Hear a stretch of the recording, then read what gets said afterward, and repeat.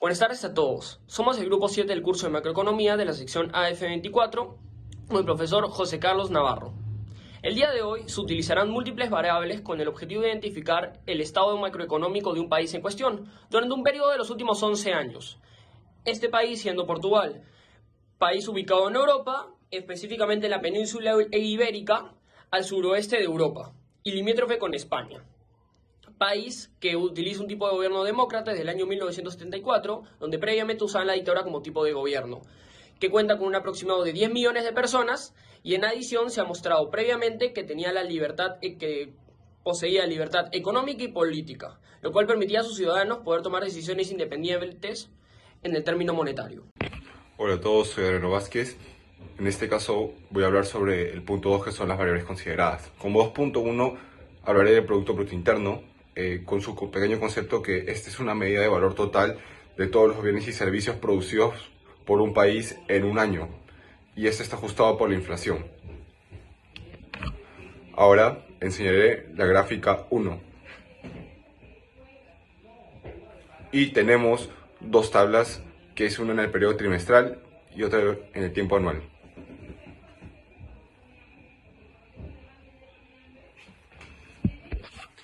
Un análisis de este es que el PIB en Portugal muestra una tendencia creciente a lo largo de este plazo, que es de 2013 hasta el 2024. Pero cabe recalcar que en 2011 y 2013 Portugal enfrentó una crisis económica debido a los problemas internos que hubo en el país.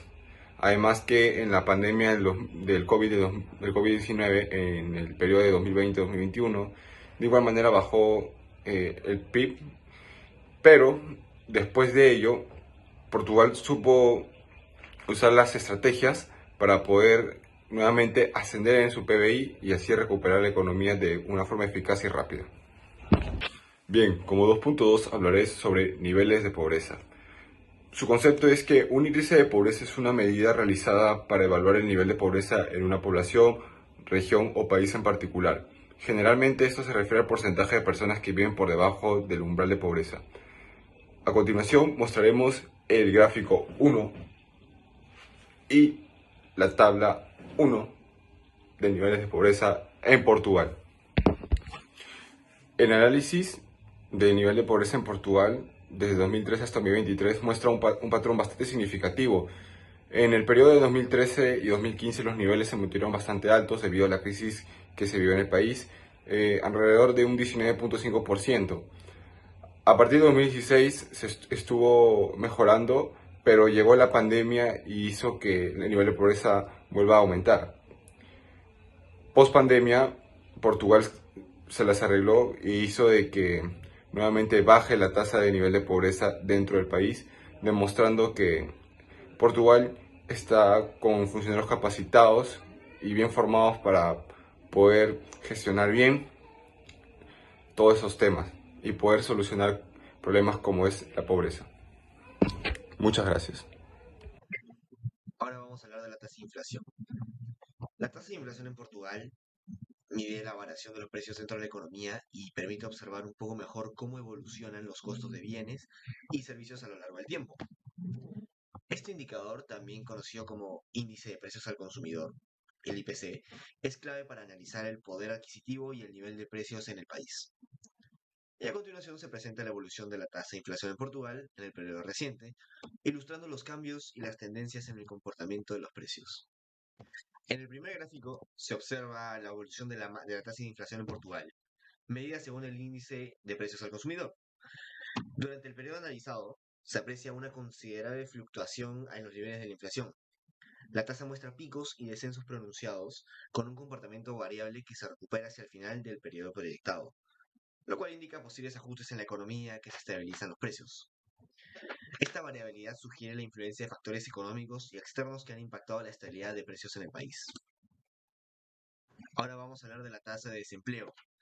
La tasa de desempleo en Portugal representa el porcentaje de personas en edad de trabajar que se encuentran desempleadas y buscan empleo activamente.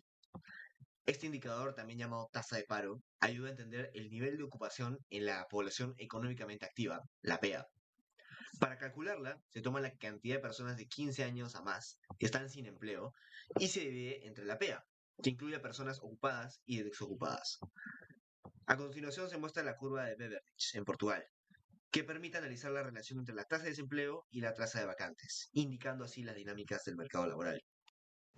En el gráfico, que representa la curva de Beveridge, se muestra la relación entre la tasa de vacantes y la tasa de desempleo en Portugal.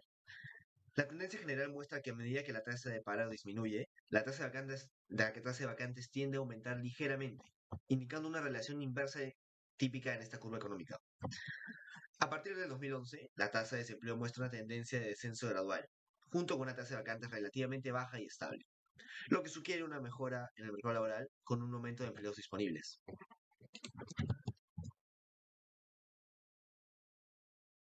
Es hora de hablar del tipo de cambio. Ese es el valor de la moneda nacional en relación con otras monedas extranjeras, lo que influye directamente en el comercio y la economía del país. En el caso de Portugal, el tipo de cambio es gestionado en conjunto con el Banco Central Europeo, debido a la pertenencia del país a la zona euro. Desde el inicio de la década, el euro ha demostrado fluctuaciones frente a otras monedas importantes, como el dólar estadounidense, afectando a las exportaciones y el turismo en Portugal. La variación en el tipo de cambio han sido moderadas en los últimos años gracias a la política monetaria del BCE, que ha mantenido tasas de intereses bajas para estimular a la economía. Sin embargo, el reciente incremento en los costos energéticos globales podrían afectar a la estabilidad de la moneda. Como podemos ver en el cuadro, nos muestra la evolución del tipo de cambio entre euro y el dólar en Portugal de 2013 a 2023. Inicialmente el euro valía 1,33 dólares, pero fue perdiendo el valor en los siguientes años, alcanzando su nivel más bajo en el año pasado, que ha sido el 2023, con 1,9 dólares. Y eso implicaría un debilitamiento del euro frente al dólar, lo que puede impactar en la economía portuguesa, especialmente en lo que ya habíamos hablado, que serían las exportaciones y el turismo.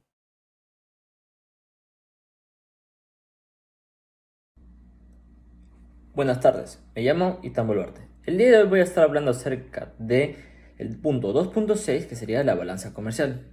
La balanza comercial es la diferencia entre exportaciones e importaciones de los bienes y servicios de un país en concreto.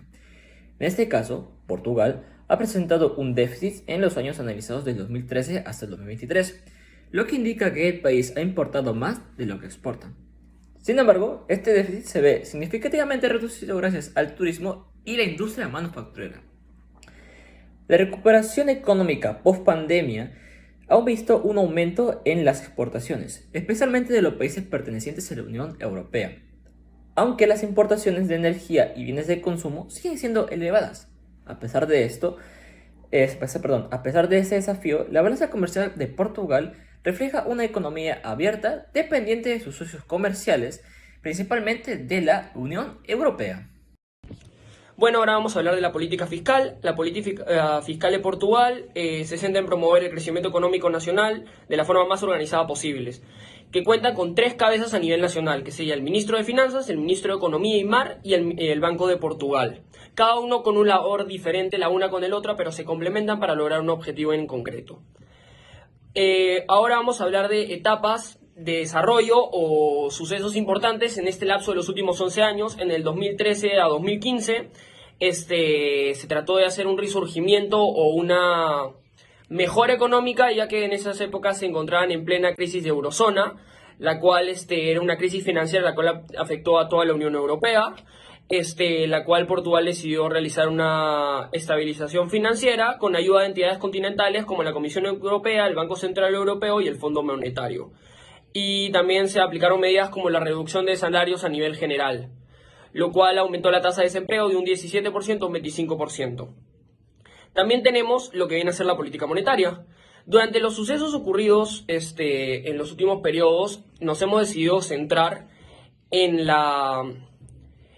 el IRS joven, que era una medida que se aplicó en el 2022, la cual se aplicó una vez culminada la pandemia, la cual consistía que los jóvenes menores de 35 años estaban totalmente disueltos al impuesto sobre la renta en su primer año de trabajo o su primer año dentro del entorno laboral. La única excepción era personas de que cobraran de los 25.000 euros para arriba anualmente.